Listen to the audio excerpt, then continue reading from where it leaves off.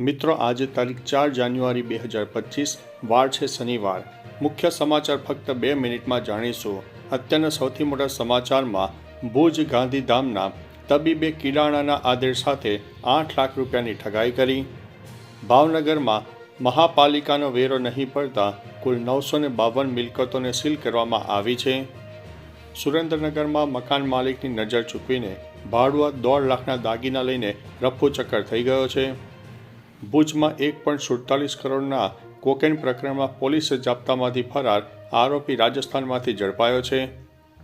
ભાવનગર અને બોટાદ જિલ્લામાં જુગારના 3 બનાવમાં 13 જુગારીઓને ઝડપી પાડવામાં આવ્યા છે.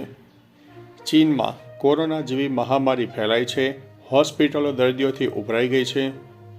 જો બાઇડન અમેરિકાના ઇતિહાસમાં થયેલા સૌથી નકામા પ્રમુખ છે તેઓ ટ્રમ્પના તીવ્ર પ્રહારો પણ સામે આવ્યા છે. લડાખમાં દૂર દૂરના ગામો સુધી સેનાએ 4G કનેક્ટિવિટી પહોંચાડી દીધી છે. 18 વર્ષથી નાના બાળકોને સોશિયલ મીડિયા એકાઉન્ટ માટે માતા પિતાની મંજૂરી જરૂરી છે. ઈડીનું વલણ મનસ્વી. હરિયાણાના પૂર્વ કોંગ્રેસ ધારાસભ્યની ધરપકડ ગેરકાયદેસર છે તેવું સુપ્રીમ કોર્ટે જણાવ્યું છે. વડાપ્રધાન મોદીએ 2023માં જીલ બાઇડનને અતિ મૂલ્યવાન હીરાનો હાર ભેટમાં આપ્યો છે. અને અંતે પેન્શન ધારકોને સરકારની મોટી ભેટ. EPFOએ દેશભરમાં લાગુ કરી સેન્ટ્રલાઇઝ પેન્શન પેમેન્ટ સિસ્ટમ. તો ચાલો મિત્રો, ફરીથી મહત્વના સમાચાર લઈને મળતા રહીશું. ત્યાં સુધી અમને રજા આપશો. નમસ્તે.